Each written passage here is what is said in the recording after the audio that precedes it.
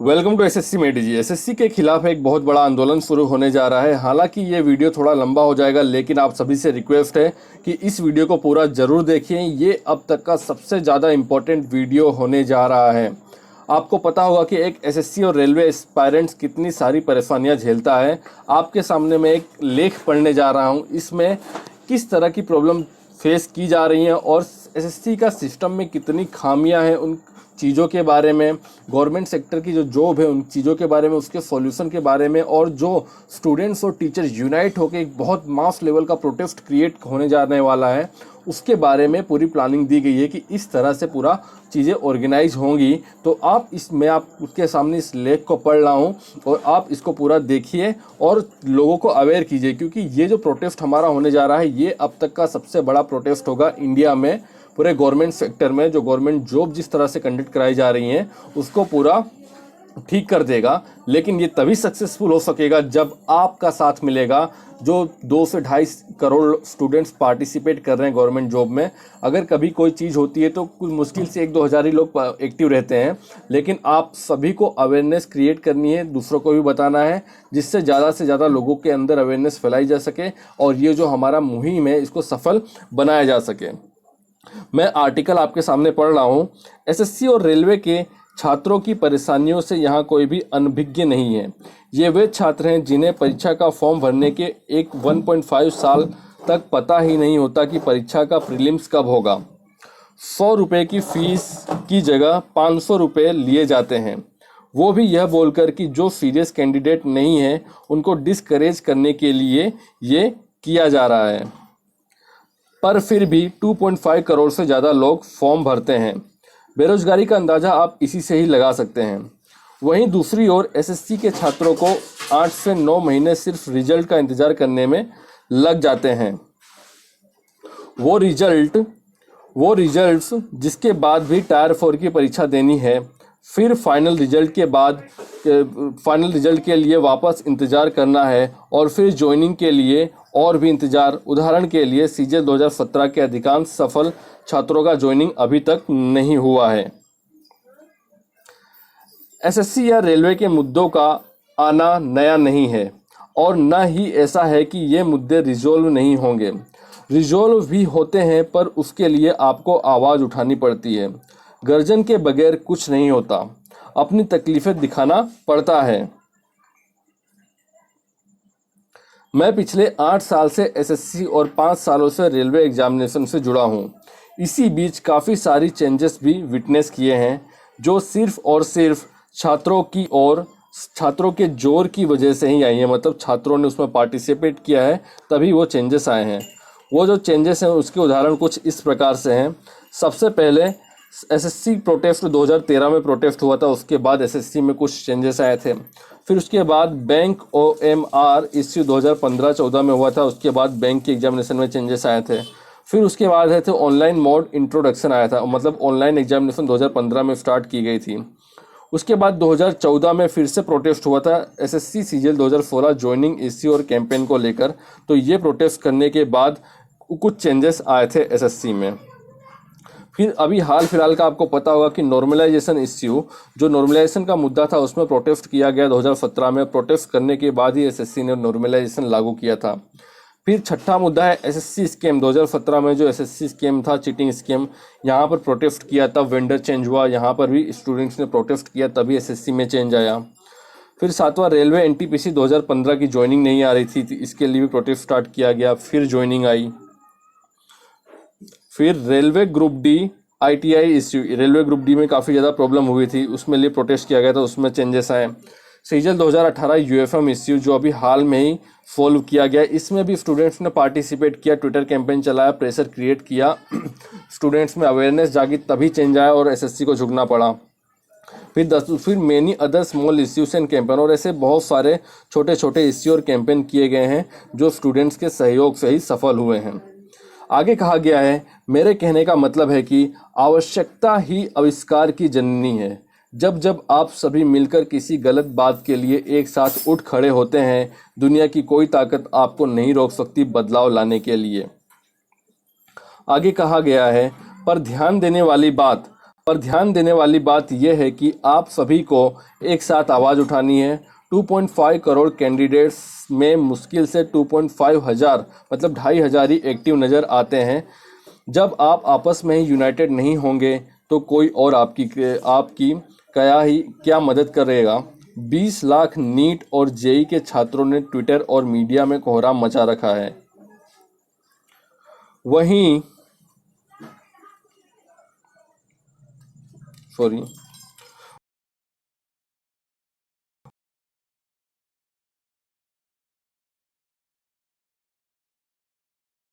वह मुद्दा तो बहुत दूर की बात है।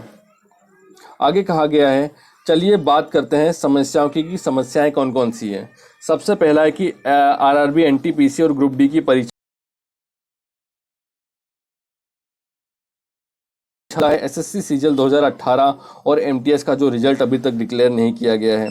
तीसरा जो सबसे मुद्दा है वेटिंग लिस्ट एसएससी एग्जामिनेशन में, इसके बारे में आगे डिटेल में समझाया गया है, उसको मैं अभी बाद में बताऊंगा। जहां पर 4,000 से 5,000 सीटें हमेशा वेस्ट होती हैं सीजीएल हर साल। बाकी सीएचएसएल में, एमटीएस में, सभी परीक्षाओं में मतलब मान के चलिए 10 वेस्ट होती हैं, जहां पर जो नया स्टूडेंट्स हैं, जो नया तैयारी करने वाला स्टूडेंट्स हैं, वो सिलेक्शन नहीं ले पाता क्योंकि पुराने स्टूडेंट्स वो उन सीटों को ख़राब कर देते हैं। आगे जो मुद्दा है, जो प्रॉब्लम है, rank list in SSC and railway examination. SSC और रेलवे एग्जामिनेशन में रैंक लिस्ट दी जाए जिससे स्टूडेंट्स को ये पता चल जाए कि मेरा रैंक कितना है, तो उसके अकॉर्डिंग मैं फॉर्म भरूं, कौन सा स्टेट मुझे मिलेगा, जिससे मुझे बार बार परीक्षा ना देना पड़े, क्योंकि वो बार बार परीक्षा देता रहता है, उसको सही तरीके से ज्वाइनिंग नहीं मिलती है। इसके कारण कॉम्पिटिशन और बढ़ता है और नए स्टूडेंट्स को सिलेक्शन नहीं मिलता है। पाँचवा है ईडब्ल्यूएस छात्रों की फीस और आयु में छूट। हो सकता है बहुत सारे लोग इससे सहमत नहीं हो, लेकिन ये भी एक मुद्दा है। Overall time management in exam conduction till joining, मतलब जब से एग्जामिनेशन स्टार्ट होती है और ज्वाइनिंग तक एक किसी की मतलब एक कार्यवाही सौंपी जानी चाहिए कि मतलब आपको इतने टाइम में एग्जामिनेशन कंडक्ट करना पड़ेगा, ज्वाइनिंग देनी पड़ेगी। सातवां जो सबसे इंपॉर्टेंट मुद्दा है वो स्टूडेंट्स ग्रीवियंस सेल, मतलब स्टूडेंट्स को अगर कोई प्रॉब्लम आ रही है, अगर कोई सिस्टम में कोई प्रॉब्लम आ रही है, तो स्टूडेंट्स उसकी कंप्लेन करे कहाँ पर। ऐसा कोई ग्रीवियंस सेल गवर्नमेंट ने नहीं बनाया है, तो एक ग्रीवियंस सेल जरूर बनना चाहिए। चलिए बात करते हैं अब इन सब बातों पर थोड़ा विस्तार से। जो पहला है वो है रेलवे एनटीपीसी। रेलवे एनटीपीसी और ग्रुप डी का नोटिफिकेशन आए हुए 1.5 साल से अधिक का समय हो गया है, पर परीक्षा के पहले चरण तक का पता नहीं है। वहीं माननीय सुप्रीम कोर्ट का कहना है कि चुनाव कोरोना की वजह से नहीं डिले की जा सकती। साहब, करोड़ों बच्चों के भविष्य के बारे में भी तो सोचिए। जिस दिन ये सड़क पर उतर आएंगे ना, तो संभाले न संभलेंगे, ये सीधा वार्निंग दी गई है और ये बात बिल्कुल सही है। छात्रों की खामोशी और संतोष को उनकी कमजोरी न माने। जल्द से जल्द परीक्षा की नीति तिथि सुनिश्चित करें। आगे कहा गया है कि 9 महीने होने के बावजूद रिजल्ट न देना केवल एसएससी ही नहीं बल्कि सरकार पर भी संदेह उत्पन्न करता है। जो कॉपियां चेक करने में सामान्यतः एसएससी 2 से 3 महीने लेती थी, उसी के लिए 9 महीने हो गए हैं, पर रिजल्ट की कोई भी खबर नहीं है। कृपया क्या एसएससी जानबूझकर डिले कर रही है? क्या कोरोना बस एक बहाना मात्र है? आगे कहा गया है, एसएसआर मतलब सुशांत सिंह राजपूत के निधन पर हम सबको दुख है, पर क्या आपको पता है कि हर साल कितने छात्र, कितने बेरोजगार सुसाइड करते हैं? अखबार के किसी कोने में भी शायद ही कभी जगह मिलती है। उन्हें अधिकतर यूं ही गुमनामी की मौत मरते हैं। इन छात्रों के मौत का जिम्मेदार सिर्फ एसएससी और रेलवे जैसे कमीशन और सरकार ही हैं। आगे कहा गया है, एसएससी वेटिंग लिस्ट का मुद्दा नया नहीं है।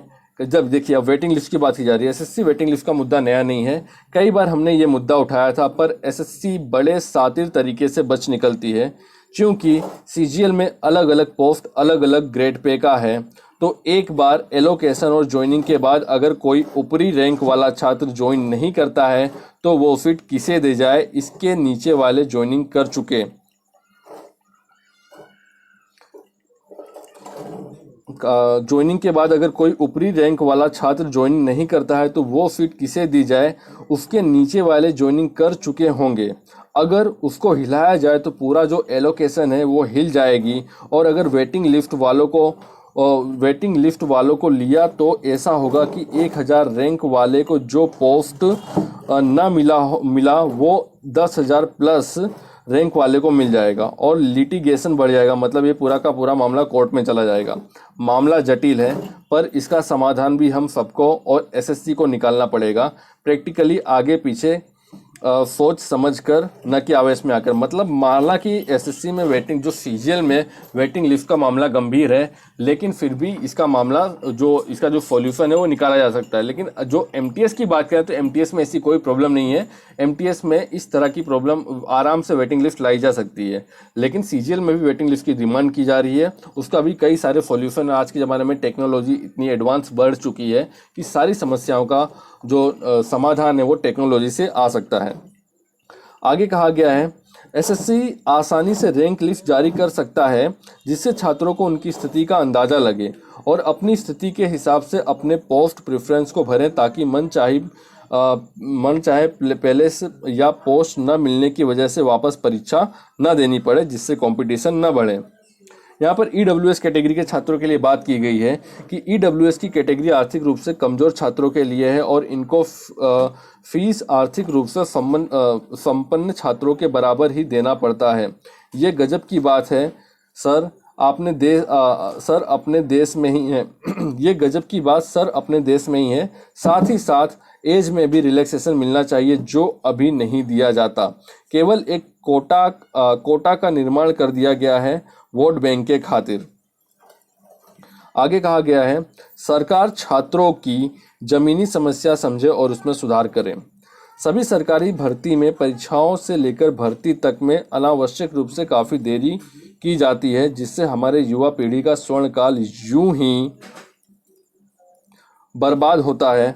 आप एसएससी रेलवे की परीक्षा ही देख लीजिए, एक में न परीक्षा की डेट का पता है और दूसरे में रिजल्ट का कोई खबर नहीं है। साथ ही साथ ज्वाइनिंग डिले में दोनों को महारत हासिल हो चुकी है। काफ़ी समय से हमने स्टूडेंट्स ग्रीवियंस सेल की मांग की है, ताकि छात्रों की आवश्यकताओं को सुनने वाला हो। कोई छात्र समस्याओं को अथॉरिटी तक पहुंचाने के लिए representation, grievance cell, call, Twitter campaign और न जाने क्या क्या करते हैं, फिर भी कोई सुनने वाला नहीं है। मतलब यहाँ पर ग्रीवियंस सेल की बात की जा रही है, जहाँ पर जितने भी स्टूडेंट्स अगर उनको कोई प्रॉब्लम आती है तो सीधा ग्रीवियंस सेल में सरकार को उसके बारे में बता सके, ऐसा एक सेल बनना चाहिए। मुद्दे और भी हैं और आप भी अपने मुद्दे कमेंट्स में लिख सकते हैं। मैं आभारी हूँ रवि मोहन मिश्रा, मतलब रेमो सर, जो मैथ्स पढ़ाते हैं एप्टिक्स ई क्लासेस पर, रेमो सर का, जिन्होंने नया हैशटैग स्टार्ट किया है। हमेशा से अभिनय शर्मा सर के बारे में बात की गई। हमेशा से अभिनय शर्मा सर भी छात्रों के हित में काम करते आए हैं। मुझे याद है आधी आधी रात को हम छात्रों की परेशानियों को दूर करने के उपायों पर डिस्कशन करते थे। सुशील सिंह राजपूत भी हमेशा छात्रों के मुद्दों, बाकी सभी शिक्षक भी अपने अपने ओर से छात्रों के भले के लिए करते आए हैं और हर संभव प्रयास करते हैं। यही यूनिटी है। आप अपने शिक्षकों का नाम कमेंट में मेंशन कर सकते हैं। आगे कहा गया है, कम से कम शिक्षकों को आपसी मतभेद भूलकर एक साथ खड़े होने की जरूरत है। सीजीएल 2017 प्रोटेस्ट में आए थे और आज भी हैं, हमेशा रहेंगे। आगे कहा गया है, छात्रों से भी आग्रह है कि यूनाइटेड रहें, खुद भी सचेत रहें और बाकी छात्रों यूट्यूब के थ्रू, मीडिया के थ्रू जिन चीज़ों के बारे में आपको पता चल रहा है वो दूसरे छात्रों को भी शेयर करें जो ऑलरेडी प्रिपरेशन कर रहे हैं। किसी और के लिए नहीं बल्कि अपने खुद के लिए लड़ें, वरना किसी को ज़रूरत नहीं है वीडियो बनाने की या लेख लिखने की, क्योंकि ये सारी चीज़ों में टाइम लगता है। मैं जो वीडियो बना रहा हूँ उसमें भी समय लगता है, जिन्होंने आर्टिकल लिखा है उसमें भी काफ़ी ज़्यादा समय लगता है। भले 10-15 मिनट का वीडियो है, लेकिन टाइम इसमें कुछ घंटों से ज़्यादा समय लगता है। तो आप सभी, जो हम और आप अगर एक साथ आते हैं तो वही हमारी ताकत है, यही कहने का मतलब है।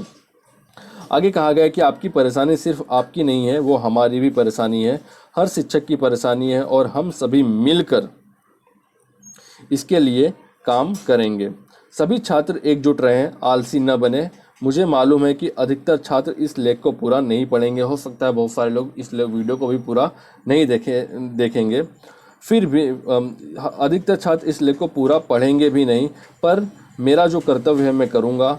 आप सभी को जागृत करने की हमेशा कोशिश करता आया हूँ, आज भी कर रहा हूँ और आगे भी हमेशा करता रहूँगा। आप भी यह पोस्ट ज़्यादा से ज़्यादा शेयर करें, तभी सभी छात्रों तक इस बात को, इस मुद्दे को पहुंचाने में मदद मिले। कुछ मुद्दे रह गए हों तो उन्हें कमेंट्स में बताएं। बात सिर्फ मुद्दों की न रहे, उनके सॉल्यूशन भी शेयर किए जाएंगे, उनके सॉल्यूशन भी ज़रूर शेयर करें। तो ये सब था, ये सारी बातें इसमें की गई हैं। धन्यवाद। और ये जो हैशटैग है, अब आप हमेशा कुछ भी अब पोस्ट कर रहे हैं सोशल मीडिया पे, तो हमेशा आपको ये हैशटैग यूज करना है, speak up for SSC railway students. ये हैशटैग वायरल होना चाहिए और इस हैशटैग पर ही हमारी पूरी लड़ाई लड़ी जाएगी। और आप सभी से रिक्वेस्ट है कि इस वीडियो को शेयर कीजिए जितनी भी आप अभी, क्योंकि यार देखो ये जो वीडियोस हैं बहुत सारे करोड़ों स्टूडेंट्स तक पहुंचानी है। यूट्यूब का एल्गोरिदम ऐसा है, अगर आप वीडियो को पूरा देखते हैं, वीडियो को शेयर कर रहे हैं, तो ये वीडियो अधिकतर लोगों तक पहुंचेगी। और शेयर करने से जितने भी स्टूडेंट्स हैं, जहाँ क्योंकि सारे चैनल के बारे में सभी स्टूडेंट्स को नहीं पता होता है, सभी चैनल सभी तरह की इन्फॉर्मेशन नहीं पहुँचाते हैं। तो अगर स्टूडेंट्स को यूनाइट करना है तो सोशल मीडियाज़ के थ्रू, हमको एक सोशल मीडिया ही हमारे पास अधिकार है जिसके थ्रू हम हमारी बातों को पहुंचा सकते हैं। यूट्यूब, इंस्टाग्राम, फेसबुक, यही सब हमारे हथियार हैं। क्योंकि आपको पता है कि जो मेन स्ट्रीम मीडिया है वो इन सभी मुद्दों को कभी नहीं उठाएगा। गवर्नमेंट का प्रेशर है, किस तरह से मीडिया बिक चुका है आप सभी को पता है। तो वीडियोस को ज़्यादा से ज़्यादा शेयर करें। मैं कभी बोलता नहीं हूँ नॉर्मली वीडियोस में शेयर करने के लिए, लेकिन इन सभी वीडियोस को शेयर करना ज़रूरी है। वीडियो को ज़रूर लाइक करें प्लीज़। जय हिंद, जय भारत, वंदे मातरम।